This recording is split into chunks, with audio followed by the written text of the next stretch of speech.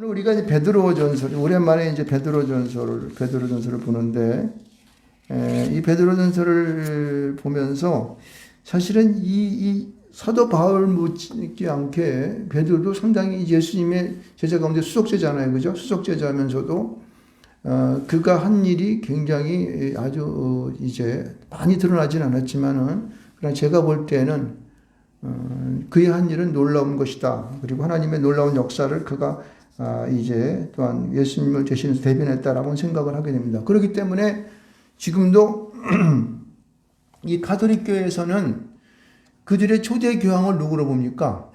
베드로를 보고 있어요. 바울로 보지 않고 베드로를 보고 있다는 사실이 중요한 거예요. 그래서 저는 이 베드로전서 전후서만 이제 이렇게 나와 있지만은, 그러나 그가 알게 모르게 우리 가운데 끼치는 영적인 이런 부분들은 굉장한 것이다. 그래서 오늘은 이제 물론 교회를 위해서 순서를 보는 거지만 베드로전서를 오늘 좀 볼 수 있도록 그렇게 하시기 바랍니다. 이 베드로전서는 이제 그 로마서나 에베소서 같이 이렇게 좀 비슷한 면이 있어요. 그렇지만은 베드로전서는 베드로전서 같은 경우는 그 나름대로의, 특히 베드로전서 같은 경우에는 그가 우리에게 얘기해 주고자 하는 메시지가 강력한 것을 볼 수가 있습니다. 특별히 여기 보면 오늘 우리가 이 대상으로 쓰고 있는 것이 아시아와 소아시아를 중심으로 하고 있는 이 아시아, 에베소에 있는 이쪽 중심에 있는 사람들에게 편지하는 내용 형식으로 되어 있어요. 그래서 오늘 1절 말씀 가운데 보게 되면은 베드로는 그리스도의 예수 그리스도의 사도, 베드로는 본도, 갈라디아, 갑바도기아, 아시아, 비두니아 이렇게 말하고 있죠. 여기 이 지역은 대부분 어디 지역이냐면은 터키 아시죠? 터키가 이 중심이 소아시아인데, 이 소아시아를 중심으로 해서 북쪽 본도, 그렇죠? 북쪽에 본도가 있고, 그 다음에 비두니아가 있고, 그 다음에 이 갈라디아는 중심, 소아시아의 중심이 갈라디아예요.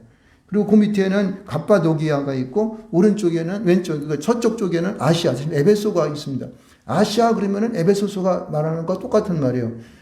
아시아의 중심은 에베소서예요. 그래서 성경이 아시아라고 나오는 곳은 무조건 에베소서 교회를 말하는 것이다. 이렇게 말하면 될 수 있습니다. 그래서 대부분 이러한 이제 갈라디아, 아시아를 중심으로 한 저 흑해 쪽으로 본도와 그다음 비두니아 쪽에 있는 이쪽 지방하고, 이쪽이 아시아 지방, 서쪽에 있는 지방, 이쪽 지방에 있는 이 성도들에게 말씀을 이제 전하는 것이다. 이렇게 알 수가 있습니다.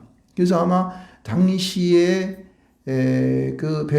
베드로는 이 베드로전서를 보면서 이쪽에 터키 지방인 소아시아와 아시아 쪽, 그 다음에 이 안디옥, 아마 이 베드로가 AD 68년경에 돌아가셨다고 그렇게 얘기를 하는데, 혹자는 로마에서 순교했다는 말씀도 있고, 그 역사학자에 의하면은 어떤 분들은 그것이 아니라 안디옥 지방, 다시 BCD 안디옥인지 그거는 잘 모르겠어요. 근데 아시아 안디옥 지방 그쪽에서 돌아가셨다라고 하는 그런 소리 있습니다.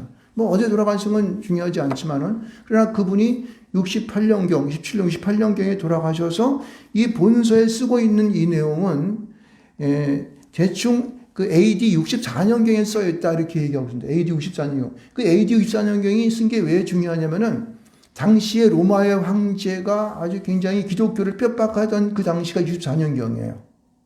그래서 그 당시를 중심으로 해서 어떻게 기독교에 영향을 미쳤는지, 그리고 기독교가 어떻게 기독교가 어떻게 어려움을 당하고 있는지에 대한 내용들이 중요한 거예요.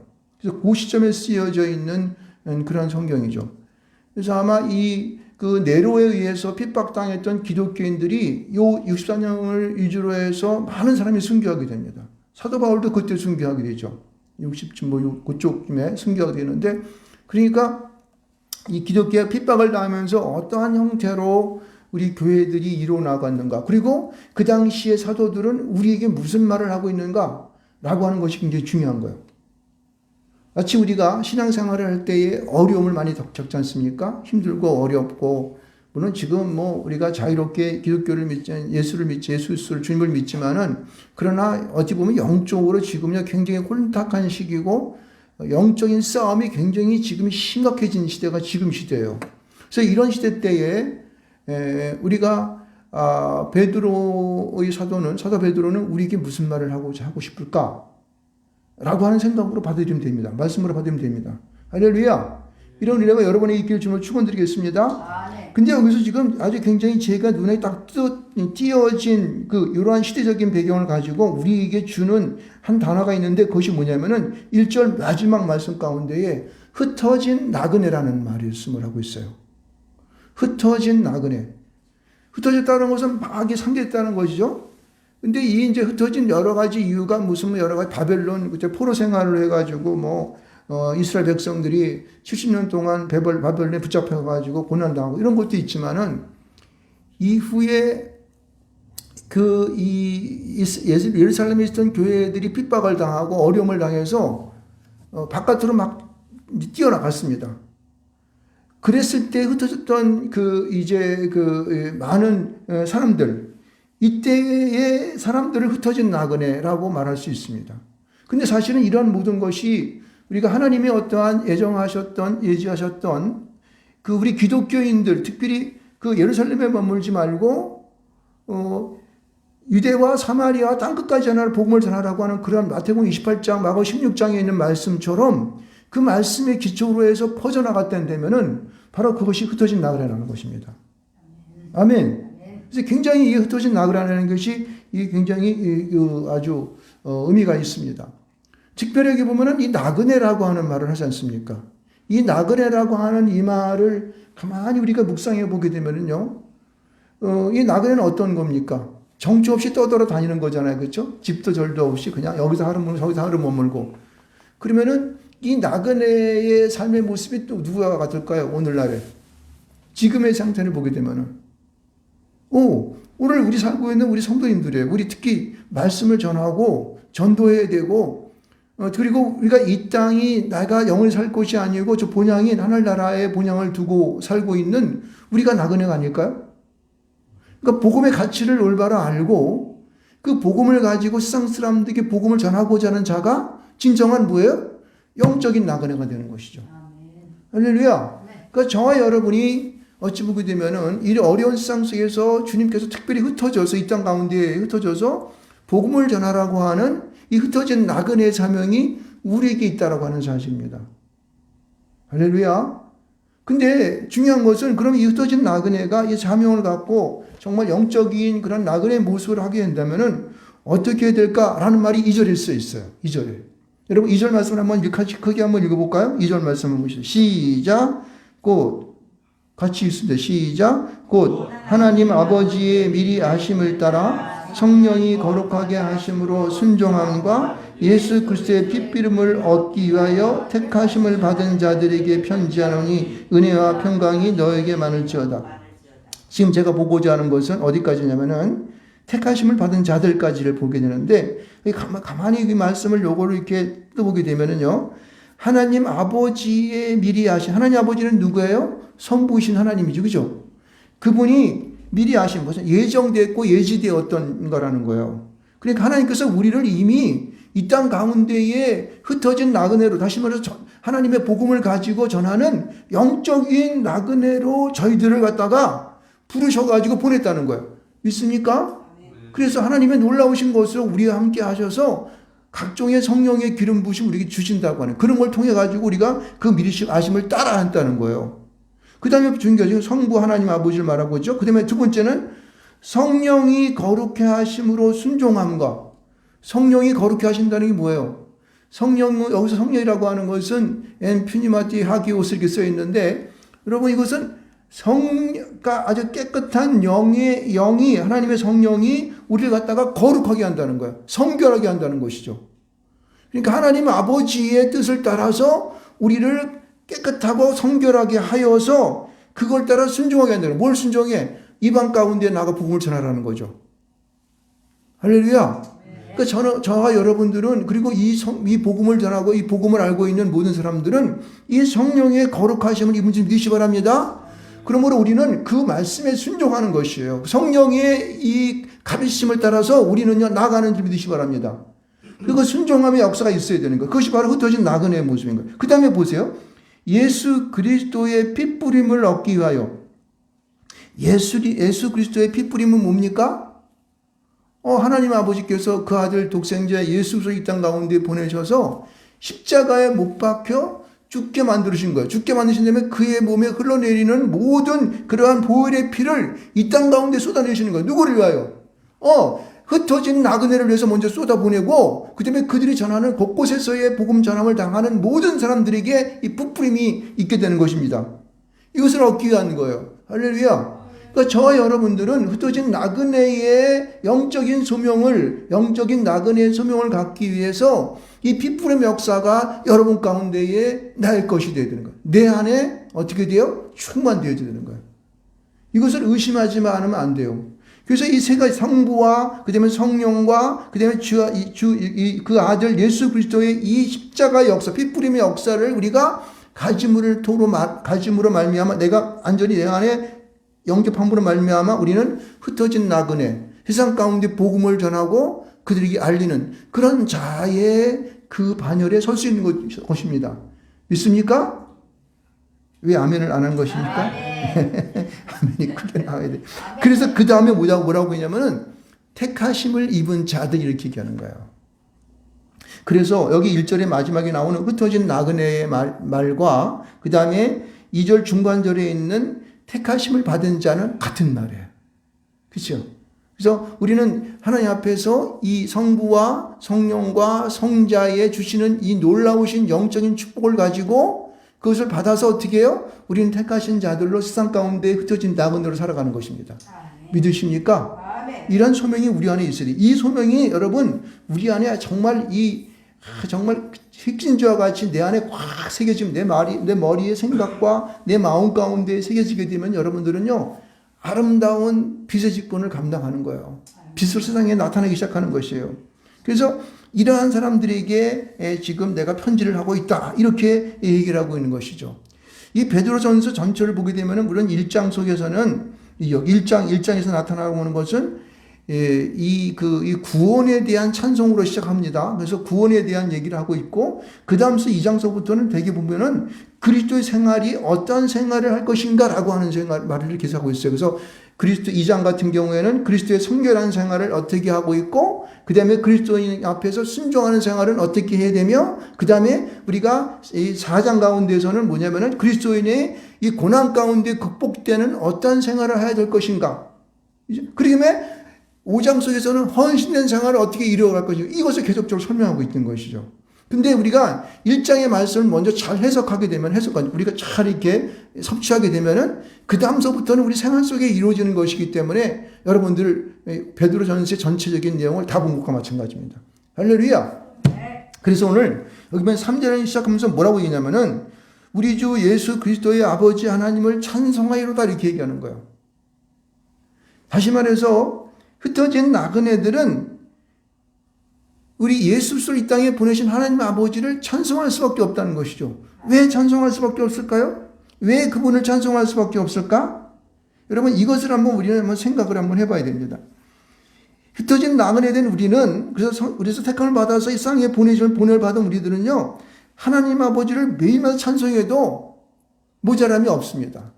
왜? 그분이 우리에게 여태까지 행하셨던 우리의 삶을 통하여서 그리고 이 예수를 통하여서 우리에게 주었던 이 놀라운 역사들 이런 것들을 보게 될 때에 우리 안에 놀라운 일들이 벌어졌기 때문에 그런 거예요. 그래서 매일마다 우리의 생활이 주님을 찬송하고 높여드리고 영광을 나타내고 이렇게 살아가는 것이죠.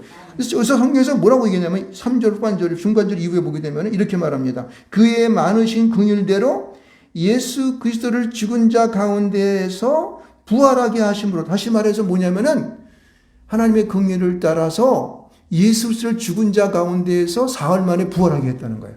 아멘. 우리 지난주에 부활절 맞이했죠? 아멘. 여러분 믿습니까? 아멘. 예수님의 부활의 사실들을 우리가 이것을 내가 아멘으로 믿을 때에 그의 부활과 함께 여러분도 언젠가는 이 땅하에서 쓰러져서 우리가 이 없어져야 할 육신의 모습을 하고 있지만은 그러나 다시 내가 사흘 만에 죽음에서부터 부활한다는 사실들을 여러분들은 어떻게 해요? 내가 나의 것을 만드는 거예요. 그 십자가에 죽으신 그 예수와 똑같은 나도 그 아들이 되어서 이 땅에 살아가야 할 그런 놀라운 특권을 하나님이 선택하심을 우리에게 주셨기 때문에 그렇습니다. 아멘. 아멘. 바로 그거예요. 그래서 이 부활에 대한 마음을 내가 이 믿음을 내가 그냥 죽은 다음에 부활된 사실을 내가 꽉 믿어 붙잡아야 되는 거예요. 그럴 때 어떤 역사가 나타나게 됩니까? 우리가 거듭남의 역사가 나타나는 거예요. 내가 이제까지 죽을 수밖에 없는 세상 속에서 그냥 땅에서 그냥 돼지 새끼들, 소 새끼들, 양 새끼들처럼 죽어서 그냥 없어져 갈 그러한 삶에서 나는 새로운 인생을 살아가는 산 소망이 있게 하시는 그 삶을 살아가기 때문에 그런 거죠. 제가 어저께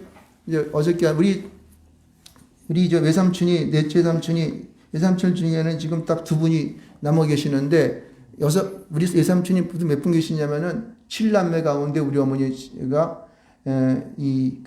5번째야. 그리고 그 위에 계신 분이 넷째 외삼, 아니구나. 6번째구나, 6번째. 우리 어머니가 6째고, 그리고 우리 맹막내 삼촌이 7번째고, 근데 우리 돌아가신 분이 4번째 삼촌이세요. 다른 분은 다 돌아가셨고. 그런데 얼마 전에 갑자기 전화가 또 왔어. 삼촌이 돌아가셨대. 얼마나 슬픈지. 오늘 나도 모르겠냐면 그분을 어떨 때는 인간적인 면으로 굉장히 제가 존경한 적이 많이 있었거든요. 그리고 항상 그분이 우리를 위해서도 이제 많이 이렇게 생각을 해주고 좋은 말씀도 많이 해주고 그랬던 분인데, 근데 그분의 이제 가서 장지까지 가고 이제 그 화장터도 가봤는데, 사람이 1시간 만에 없어져 버려요. 그 해상태에 딱 들어가는데 막 너무 내가 마음이 먹먹해가지고 차마 그거 가서 불태워지는 광경을 못 보겠더라고. 막 막목하니까 뭐 그거 별 거 없는 건데. 그런데 화장터에 들어가서 쭉 가서 이제 이렇게 하고 화장터 첫 번째인가 두 번째인가요? 그때 그 화구로 딱 앉혀야 되는데 문을 딱 닫으니까 끝이야. 그러고 나서 1시간 동안 막 불을 막 태우더라고. 그래서 1시간 후에 나오는데 죄로 돼서 나와. 우리 인생이 그겁니다. 예? 우리가 되게 무슨 대통령하고 그러고 장관하고 뭐 변호사하고 검사하고 그러면 대단한 것 같죠? 1시간이면 작살나는 거예요. 작살나는 거예요. 제가 어저께 유튜브를 보는데 인도에서 사람을 인도스강인가 그쪽에서 강가에서 사람을 태우는 걸 보니까 무식하대 그 사람들. 장작들 밑에 이렇게 갖다 놓고 맨 사람을 갖다 이렇게 막 그냥 그 장작더미에 올려놓고 막 그냥 사람의 얼굴도 보이고 시신이 다 보여. 그거 갖다 거기다 놓고 무슨 짐승 새끼 하나 굽는 것처럼 계속 없어져. 사람이요, 우리 영원히 떠나가게 되면요, 이건요, 짐새끼보다 못해요. 그 김새끼는 고기나 줘 사람들 이렇게 하긴 하지. 예? 사람을 그렇게 불태워서 그냥 그렇게 해서 막 사람을 보는 데서 좀 간에다 좀 잘못이 얼마나 좋아. 그냥 맨땅 사람을 갖다 막 얼굴이 보여요. 어쩐 여자 같더라고요. 젊은 여자 같은데 죽었어.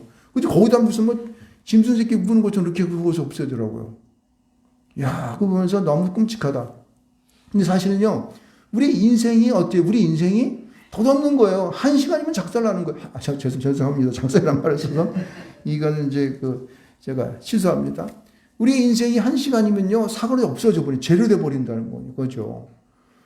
여러분, 우리 이것을 알면서 우리가 나의 영혼이 이 육신 속에 들어가 있어서도 하나님 앞에 이런 흩어진 나그네의 삶을 살 수 있는 기회가 있을 때 우리는 어떻게 해요? 내가 충성을 다할 줄 믿습니다. 아멘. 그렇게 되면은 우리는요, 주님의 그 거듭남에 의하여 내 안에 이 산소망이 넘쳐나게 되는 거예요. 산소망은 어떤 소망이에요? 산소망이라고 하는 것은 살아있는 소망이에요. 죽어있는 소망이에요? 살아있는 소망이에요? 왜 살아있는 소망이라고 그랬을까요?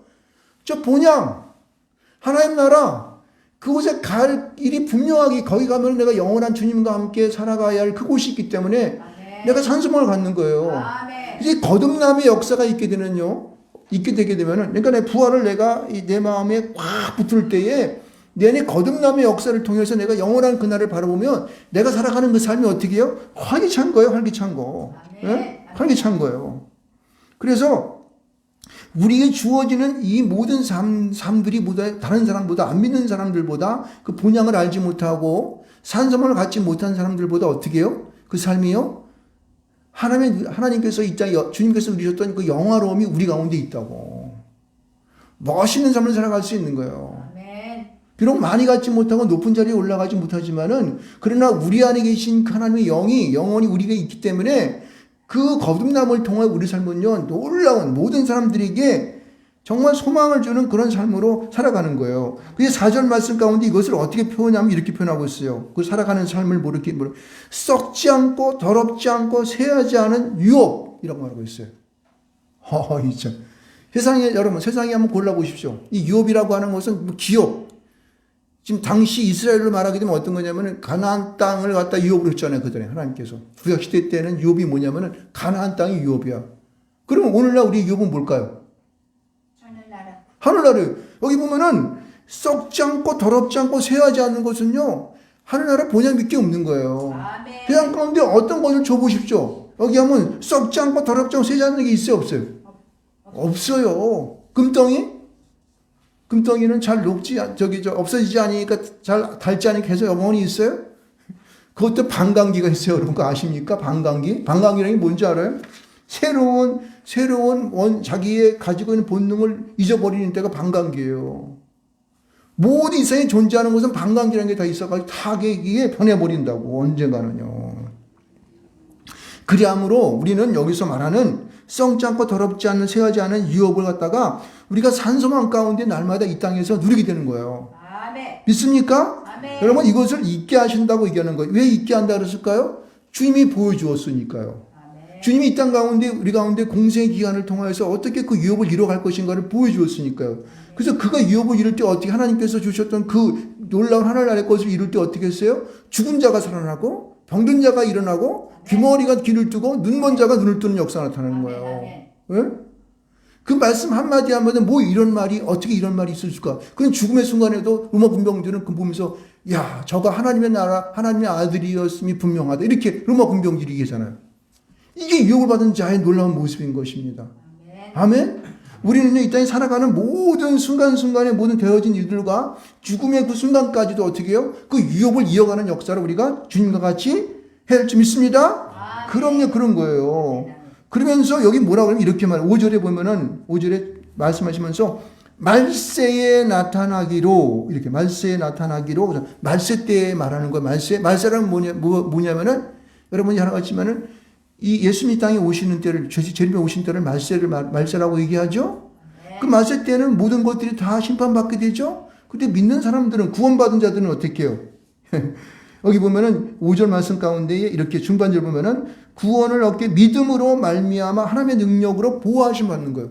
믿음이 있기만 하게 되면 어떻게 해요? 하나님의 능력으로 우리는 보호를 받는다는 거예요. 그 말세 때에 심판받는 모든 자들, 저 무적행에 빠져가서 영원에 빠져가야 할 이 사단 마귀까지 들어가야 할 그 무적행 속으로 우리는 어떻게 해요? 들어간다, 안 들어간다? 안 들어가지. 본향이 있는데 왜 가, 거기에?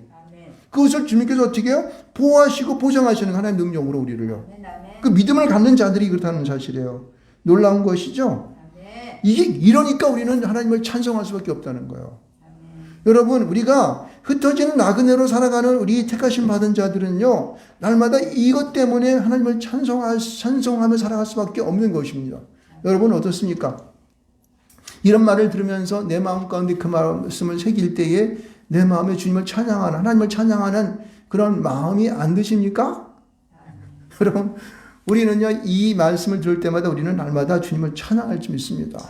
기쁨과 즐거움으로. 정말 이 유업을 받아서 누릴 때에는요, 이것을 이어갈 때에는요, 놀라운 일이 우리 가운데에 막 나타나는 거예요. 그것으로 인해서 우리는요, 날마다 하나님 앞에 정말 감사의 찬송을 올릴 수밖에 없을 믿습니다. 자, 그래서 이제 6절에 보면은 갑자기 그러므로 그러잖아요.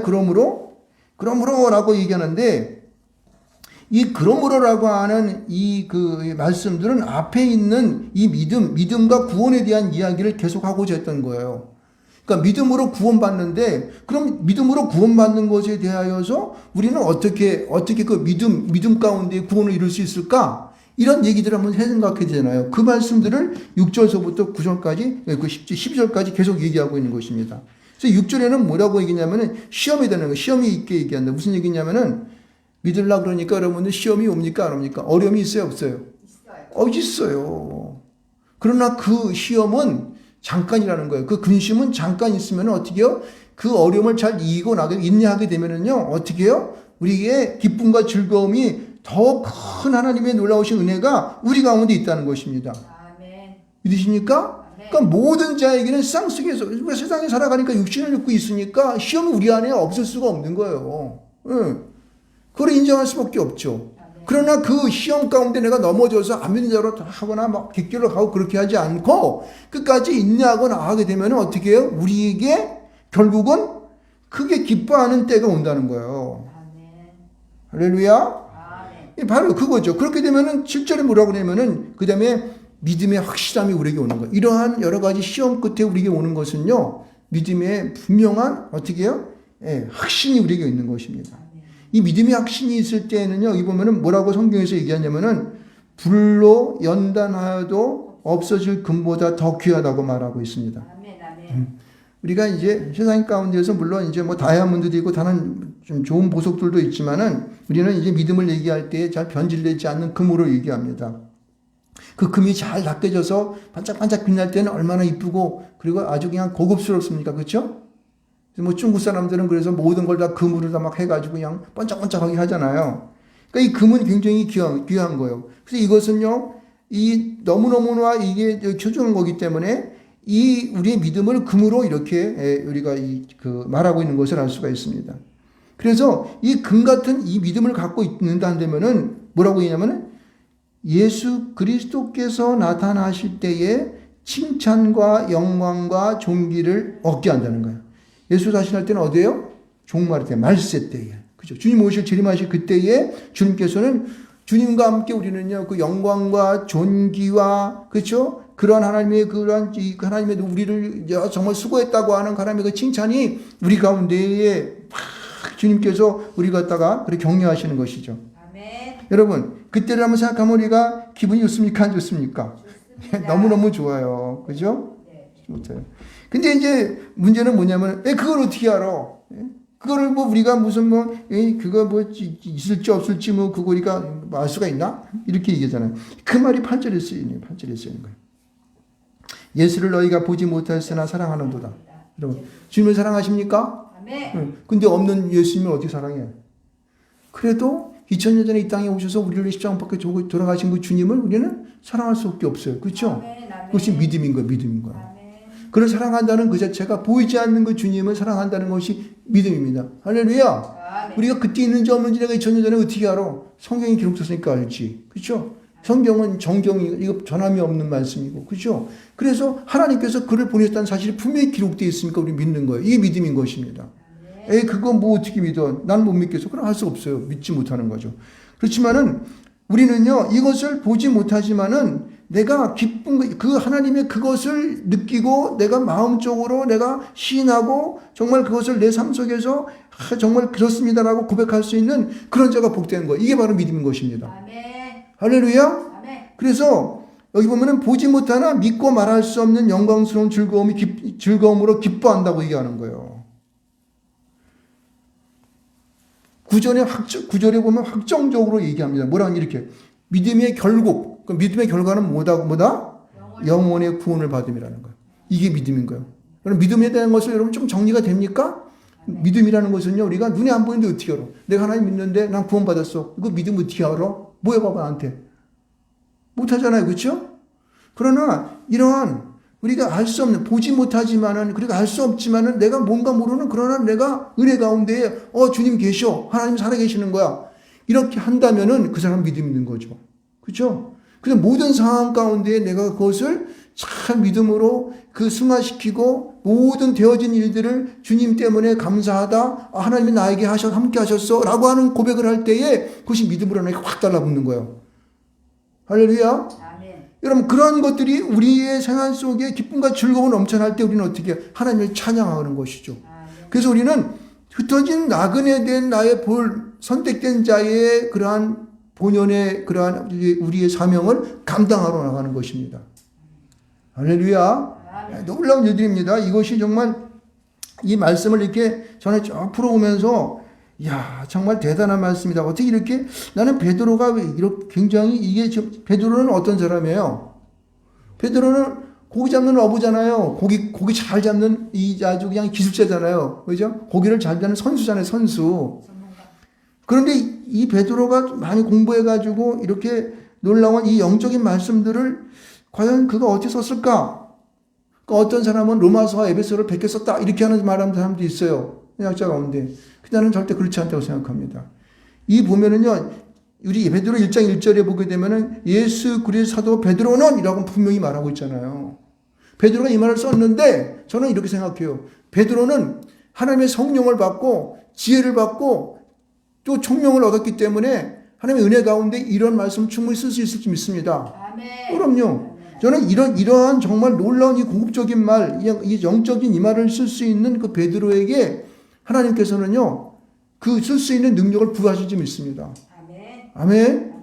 그러니까 이렇게 놀라운 훌륭한 글을 썼죠. 믿음의 결국 꼭 영혼의 구원을 받음이라 어디 있었을 수 있을까? 앞에서 이 말하는 이 시험과 믿음의 확실함에 대한 이 얘기를 어떻게 이렇게 믿음에 대한 부분들을 이렇게 확실히 썼을까?